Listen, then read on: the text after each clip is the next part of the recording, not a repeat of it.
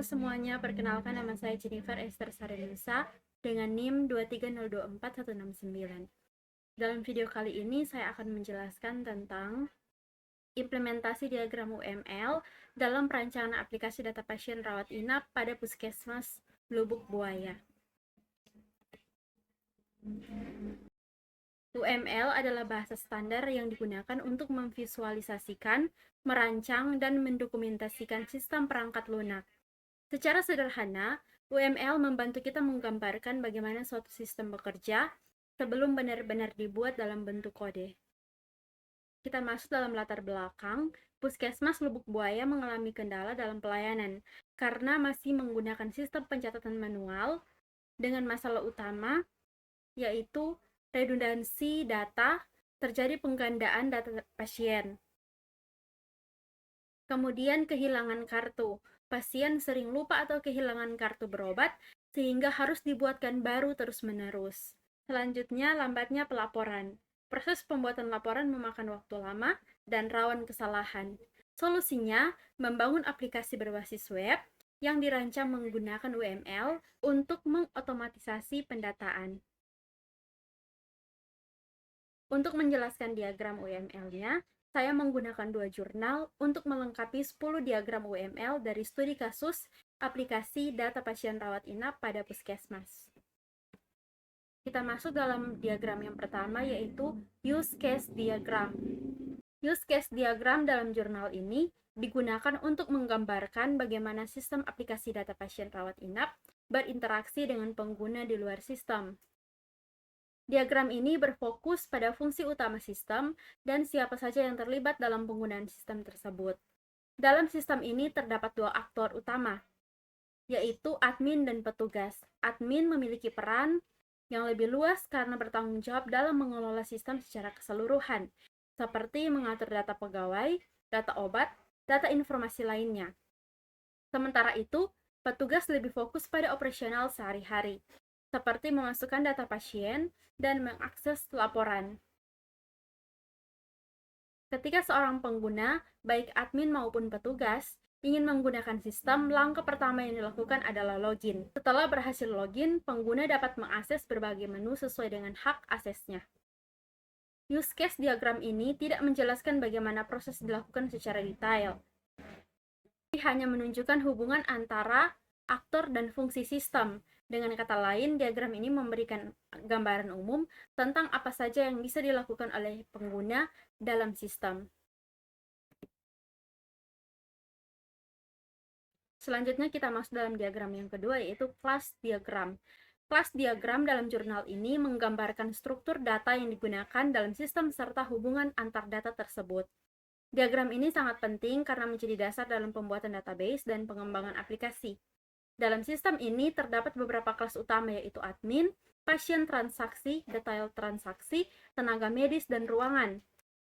Setiap kelas mempresentasikan entitas data yang memiliki atribut dan fungsi tertentu. Dengan adanya kelas diagram ini, pengembang sistem dapat memahami bagaimana data disusun dan saling terhubung, sehingga mempermudah dalam proses pembuatan database dan pengkodean program. Selanjutnya kita masuk pada diagram yang ketiga, yaitu activity diagram. Activity diagram digunakan untuk menggambarkan alur aktivitas yang terjadi dalam sistem. Diagram ini menunjukkan bagaimana suatu proses berjalan dari awal hingga selesai. Dalam jurnal ini terdapat dua activity diagram utama, yaitu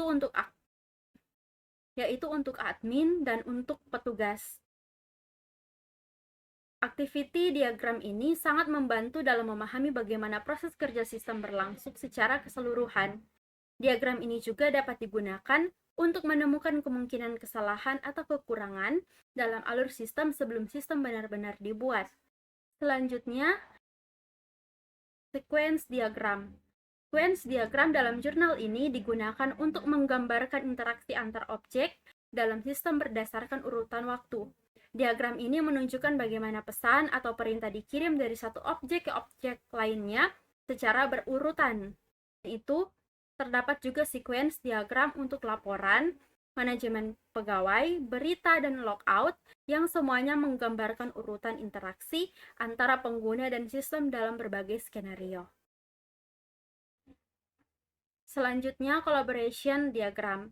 Collaboration diagram dalam jurnal ini digunakan untuk menggambarkan interaksi antar objek dalam sistem, tetapi dengan fokus pada hubungan antar objek tersebut, bukan pada urutan waktu seperti pada sequence diagram. Diagram ini menunjukkan bagaimana objek-objek dalam sistem saling berkomunikasi untuk menyelesaikan suatu proses. Pada collaboration diagram pengelolaan obat, user berinteraksi dengan sistem untuk melakukan perubahan data obat, dan sistem kemudian berkomunikasi dengan database untuk menyimpan data tersebut. Diagram ini biasanya dilengkapi dengan nomor urutan untuk menunjukkan alur komunikasi, tetapi penekanannya tetap pada hubungan antar objek. Dengan menggunakan collaboration diagram, kita dapat memahami bagaimana struktur komunikasi dalam sistem terbentuk.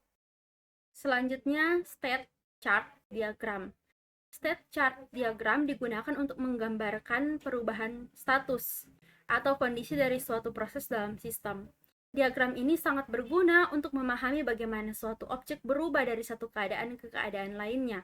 Pada state diagram manajemen obat, kondisi dimulai dari user membuka menu obat, kemudian melakukan input atau perubahan data, lalu sistem memproses dan menyimpan data tersebut hingga akhirnya proses selesai. State diagram data pasien juga menunjukkan perubahan kondisi mulai dari input data hingga data tersebut berhasil disimpan. Diagram ini membantu dalam memahami bagaimana sistem merespon setiap aksi yang dilakukan oleh pengguna. Selanjutnya, objek diagram. Objek diagram sebenarnya adalah turunan langsung dari kelas diagram. Tetapi jika kelas diagram menggambarkan struktur secara umum, maka objek diagram menggambarkan kondisi nyata dari objek pada suatu waktu tertentu. Dalam konteks jurnal, sistem pasien rawat inap, objek diagram digunakan untuk memperlihatkan bagaimana data benar-benar terisi di dalam sistem. Dengan kata lain, objek diagram memperlihatkan snapshot atau kondisi sistem pada satu waktu tertentu. Diagram ini sangat membantu untuk memahami implementasi nyata dari struktur yang sebelumnya hanya digambarkan secara konsep pada kelas diagram. Selanjutnya, communication diagram. Communication diagram digunakan untuk menggambarkan interaksi antar objek, tapi dengan fokus utama pada hubungan komunikasi bukan urutan waktu. Dalam jurnal ini, communication diagram digunakan untuk beberapa proses penting seperti login, kelola obat, data pasien, manajemen pegawai, laporan, berita, logout. Diagram ini sangat penting untuk memahami struktur komunikasi dalam sistem, terutama ketika sistem mulai kompleks dan melibatkan banyak objek.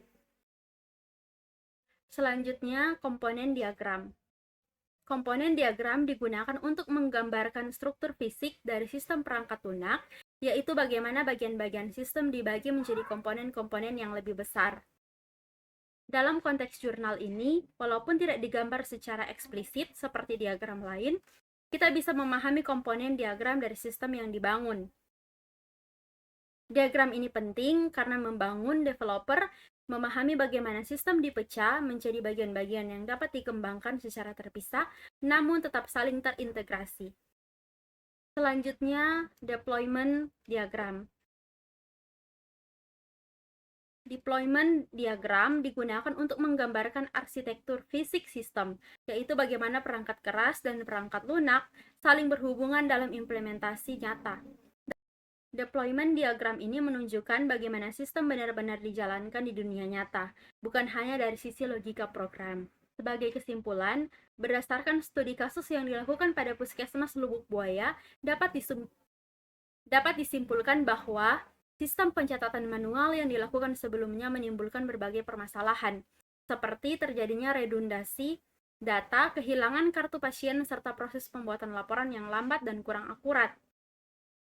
Kondisi ini menunjukkan bahwa sistem yang berjalan belum efektif dalam mendukung pelayanan kesehatan yang optimal. Untuk mengatasi permasalahan tersebut, dirancang sebuah sistem informasi berbasis web menggunakan pendekatan pemodelan UML.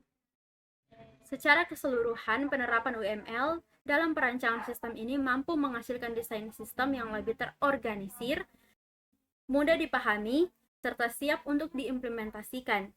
Sistem yang diusulkan diharapkan dapat meningkatkan efisiensi pengolahan data, mengurangi kesalahan, mempercepat pembuatan laporan, serta meningkatkan kualitas pelayanan kepada pasien di puskesmas.